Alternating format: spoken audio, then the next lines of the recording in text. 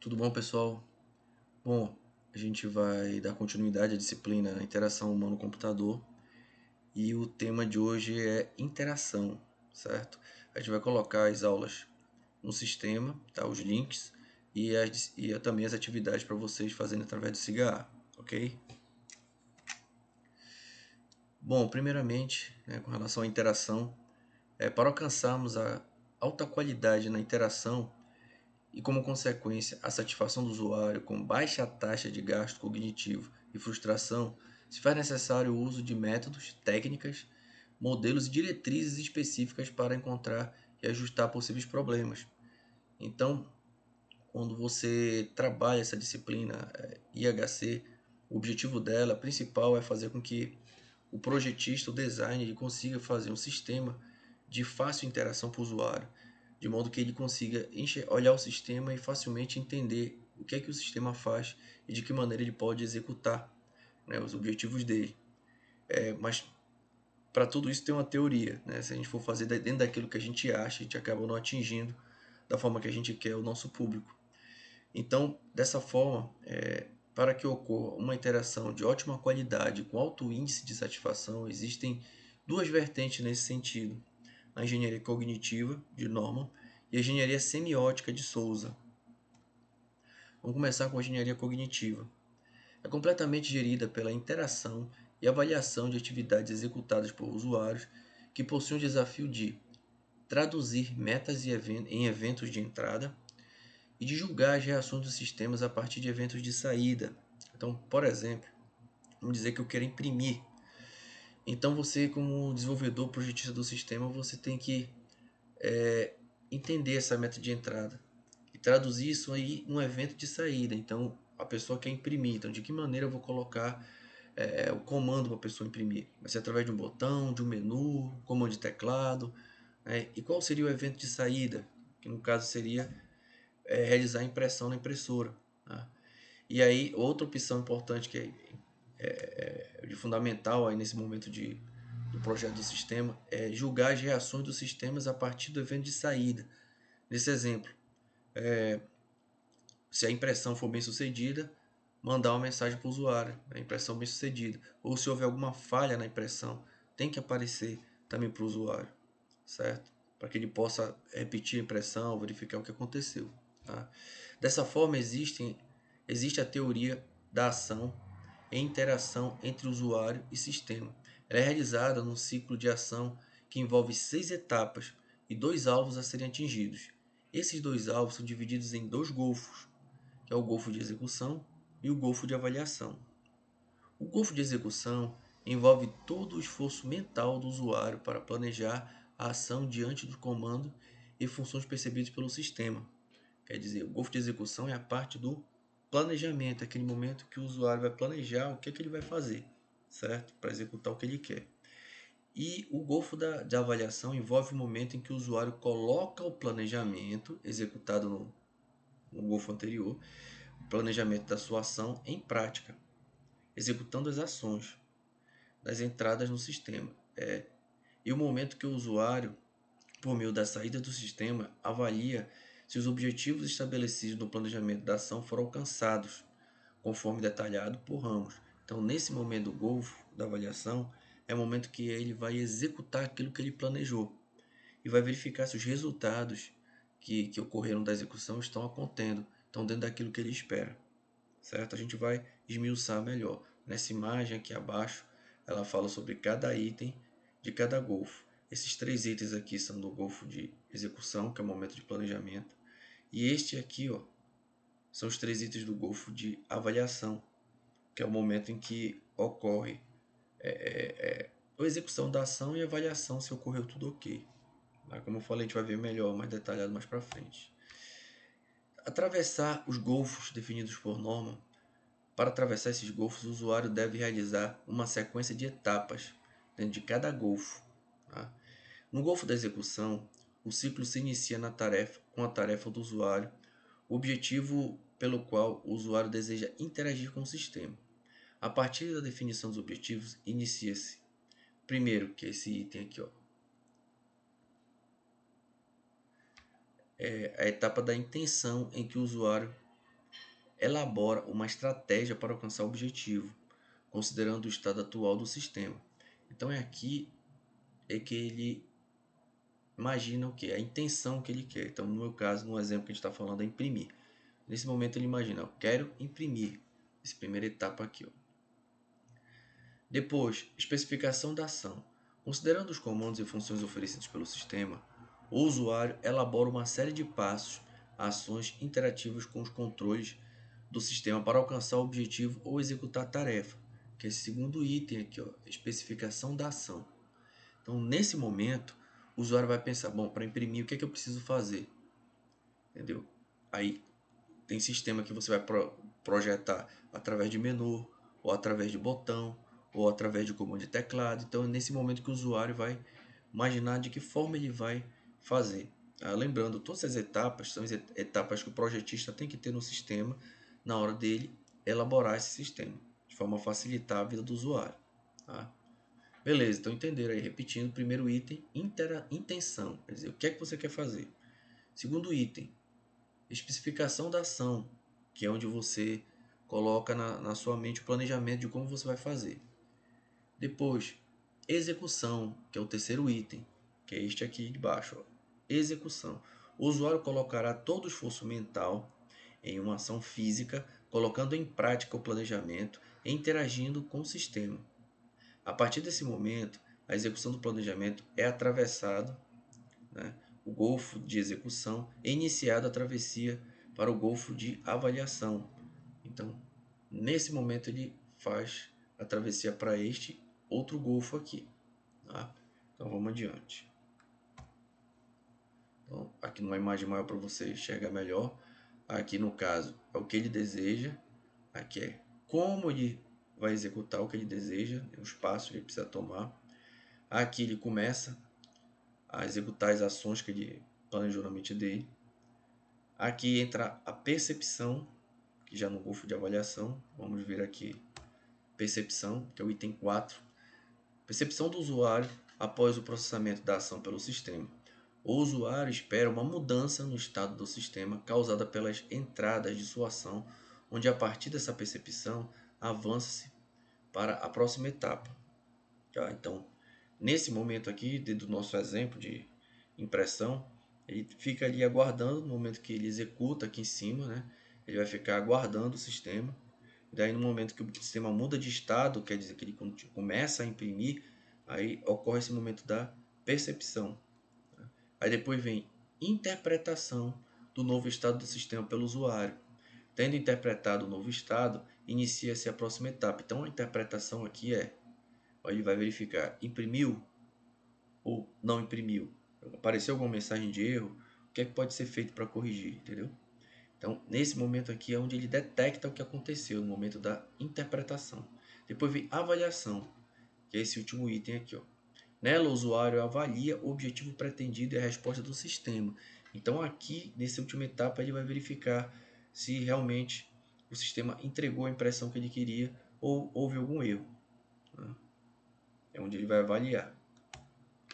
Ainda continuando aqui, ó, estamos continuando ainda a engenharia cognitiva, certo? Continuando a engenharia cognitiva, vamos falar para vocês algumas informações importantes dos pensadores aqui. Então, de acordo com Ramos, ele adverte ainda com relação à interação, ele fala o seguinte: porém, cada usuário cria seu próprio modelo mental ao interagir com o sistema e seus comandos e funções. Nesse sentido, o modelo mental do design é diferente do modelo de cada usuário. Assim, cabe ao projetista criar um modelo mais próximo às expectativas do usuário. Então, você, como design, tem que procurar fazer um modelo de forma que se encaixe com a grande maioria dos usuários, um modelo mental que eles gostariam. Então, no caso da impressão, você tem a opção de colocar por menu, por botão, por comando de teclado. Então, qual das três opções seria a melhor opção de forma de melhor entendimento e mais rápida execução pelo usuário, pela maioria dos usuários? O botão. Tá? E aí que você pode colocar no botão. Quando passar a setinha, ele mostrar o comando de teclado, para que num segundo momento o usuário possa usar pelo teclado. Então, esse nível de percepção que que o projetista tem que ter. Para Ramos, a engenharia cognitiva, como percebemos, tem seu foco no usuário e sua interação com o sistema. Portanto, o usuário trabalha como um sistema desenvolvido de acordo com o modelo mental do design, com a visão do projetista do que seria a melhor solução para a necessidade do usuário. Então, quando você está trabalhando usando um sistema como usuário, você está trabalhando, na verdade, com o modelo mental que o projetista criou para você. Aquele modelo é o modelo que ele acredita que seja o melhor para você, para sua execução e para a execução da maioria das pessoas. Aí, quando isso não ocorre, geralmente ocorre um insucesso do programa, do aplicativo. No entanto, para entendermos o processo de desenvolvimento e design, precisamos conhecer a engenharia semiótica, que foca no processo de design e o projetista do sistema, que a gente vai ver agora no próximo slide. Então aqui a gente começa a engenharia semiótica.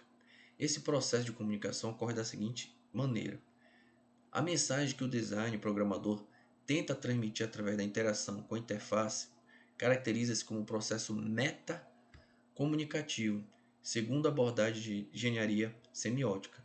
Então, no caso, de acordo com a abordagem de engenharia semiótica, o que o projetista planeja para você como usuário, design que ele planeja para você como usuário, é chamado de metacognitivo. É um processo metacomunicativo, tá? Como diz aqui.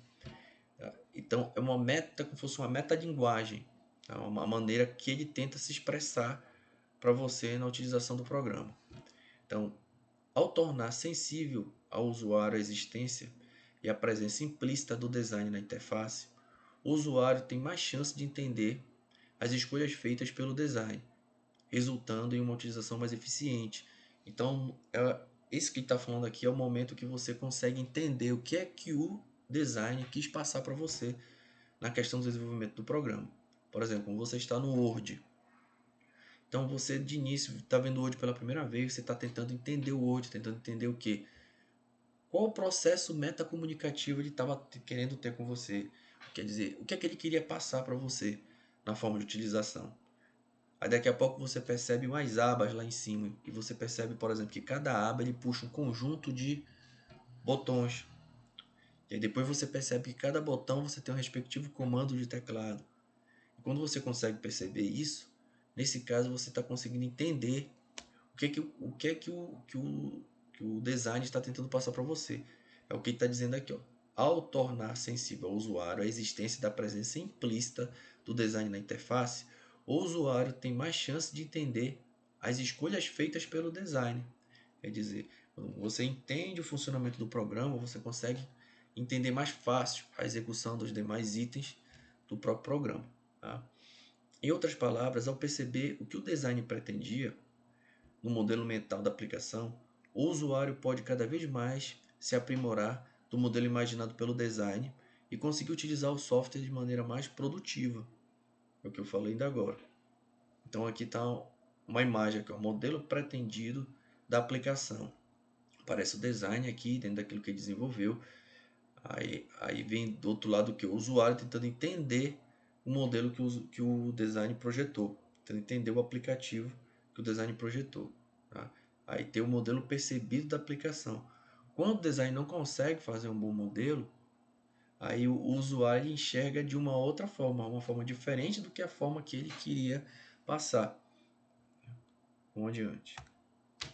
Ainda dentro da engenharia semiótica, Souza, 2001, ele faz uma descrição de como ocorre esse processo de comunicação entre design e usuário e sinaliza dois pontos que devem ser observados.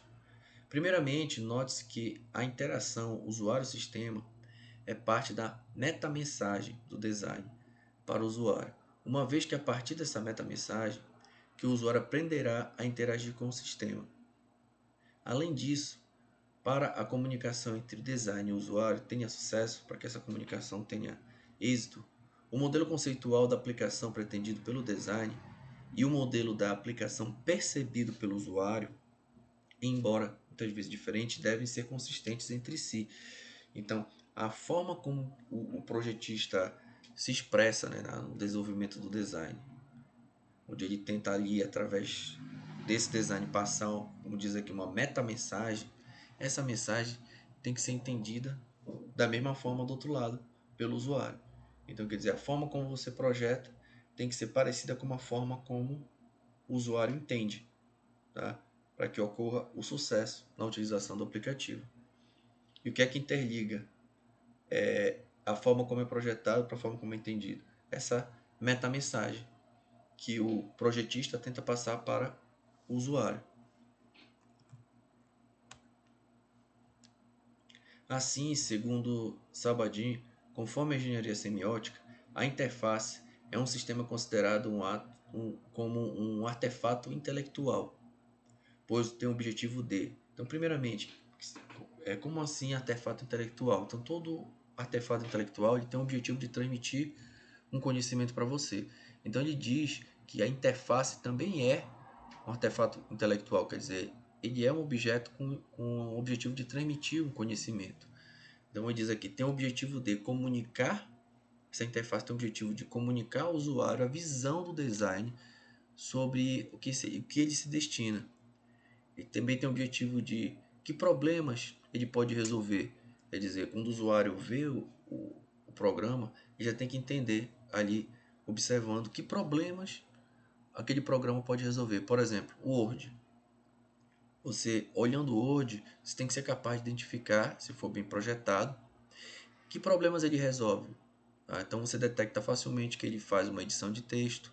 Você pode digitar o texto, editar o texto, fazer tabelas, fazer gráficos e afins, né? Então, de acordo com a metalinguagem que ele quis passar para você. Então, como interagir com ela através de sua linguagem de interface para conseguir executar as tarefas desejadas.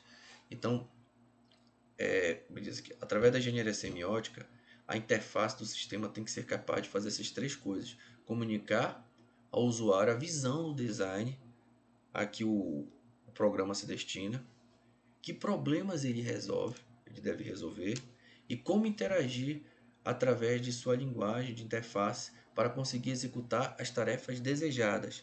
Quer dizer, você chega lá com umas 3, 4 tarefas, tipo, digitar um texto, formatar o texto, fazer uma tabela, inserir umas imagens. Então, o sistema tem que ser capaz de maneira fácil e bem entendível que você consiga executar essas tarefas. Tá? Durante esse processo, a mensagem que o analista objetiva transmitir ao usuário é feita de maneira indireta através dessa interface, pois ela assume o papel de representante ou preposto do design. Então, a interface é como se fosse ali um meio de comunicação entre o projetista e você que é o usuário, onde ele está tentando transmitir uma informação para você. Trata-se de uma mensagem unidirecional, pois o usuário não consegue dar a resposta ao design durante a utilização. Unidirecional porque o projetista projetou ali o sistema, ele tenta passar uma mensagem para você dentro do que o sistema faz, mas ele não consegue conversar com você ali. Então você não consegue responder para ele. Então é por isso que a questão de ser unidirecional. Aí diz que para a engenharia semiótica, a mensagem implícita transmitida pelo programador ou design é a que se segue. Aqui um exemplo aqui embaixo, que o programador, o projetista, ele colocou aqui, ó, como se ele estivesse falando assim: este é o sistema que projetei para você. É a minha interpretação sobre quem você é, o que você quer ou precisa fazer, de que formas prefere fazê-lo e por quê. Tá? Então, ele tenta, através do design, através de projetar a aplicação, responder essas perguntas. Então, diz aqui, do lado aqui, o design. Então, aqui no caso é a visão do design sobre a interação do sistema. Então, tudo isso está dentro da metamensagem que ele tenta passar para você. É o que ele acredita que você precisa dentro daquele sistema. Bom, a utilização de imagens ou ilustrações, como de um envelope, uma impressora, para vincular o conhecimento que o usuário possui da imagem a um comando ou função do sistema, é de forma simplista o que traz por trás de um signo. Então, o que seria um signo? Uma imagem de forma a facilitar ao usuário achar, né, o que ele pretende executar. Então, por exemplo, no exemplo que eu estou dando, eu quero imprimir. Então, se eu olhar um botãozinho com o desenho da impressora, facilmente eu vou entender que aquele botão executa uma impressão, certo? Aqui é chamado de signo. Então, para Silveira e Barbosa, signo é uma coisa, né, como uma imagem de uma impressora, por exemplo, que serve para veicular conhecimento de uma outra coisa, que representa como a função de imprimir. Tá? Então, eu tenho o desenho de uma impressora, que ele vai representar a impressão. Tá? Então, nas interfaces, um signo é uma mensagem codificada pelo design para se comunicar com o usuário. Então, existem três tipos de signos: os estáticos, os dinâmicos e os metalinguísticos. Então, vamos primeiro aos signos estáticos. Eles expressam o estado do sistema, elementos presentes na interface em um determinado momento do tempo, como rótulos, imagens, itens de menu, campos e botão de formulário, contendo disposição dos elementos na tela e características dos elementos como tamanho, cor, fonte. Então a gente tem esses exemplos de signos estáticos. No nosso exemplo que eu estou dando principal, que é o Word, se você abrir o Word, você vai ver cada botão com um desenho fixo que executa cada comando que a gente quer. Então esses são signos estáticos. Os signos dinâmicos expressam as modificações na interface decorrente das ações do usuário, de eventos externos como um novo e-mail ou queda de conexão da internet, ou do passar do tempo, sendo signos dinâmicos as transições, o exemplo de signo dinâmico também, as transições de tela, associação causal entre a escolha de um item do menu e a exibição do diálogo, a ativação e desativação de um botão, o surgimento de dicas de acordo com o comportamento do usuário. Então o nome já está dizendo, signos dinâmicos são imagens que elas mudam de desenho conforme a situação. Tá? Um grande exemplo disso é a nossa conexão da internet. Então, quando está conectado à internet, fica um símbolo. Quando cai a conexão, muda para outro símbolo. Tá? Signos metalinguísticos, que é o terceiro item aqui, se referem e explicam os outros signos, fornecendo informações como os outros signos podem ser utilizados durante a interação, como exemplo, manuais, materiais de divulgação, instruções, avisos e mensagens de erro. Então é bem simples, bem fácil de você entender. Os signos metalinguísticos são todos aqueles que eles se referem a instruções, né, como está dizendo, manuais de divulgação, aviso de mensagem, tudo aquilo onde você vai aprender alguma coisa sobre alguma execução, certo? Então, pessoal, essa é a aula de hoje. Tá? É um assunto bem tranquilo. Estudem, tá? E façam atividade que eu vou colocar no Cigar. Ao terminar, já pode ir direto para o Cigar, que a informação ainda vai estar fresquinha. Acessa lá, faz a atividade e manda pelo próprio Cigar, ok? Até mais, pessoal.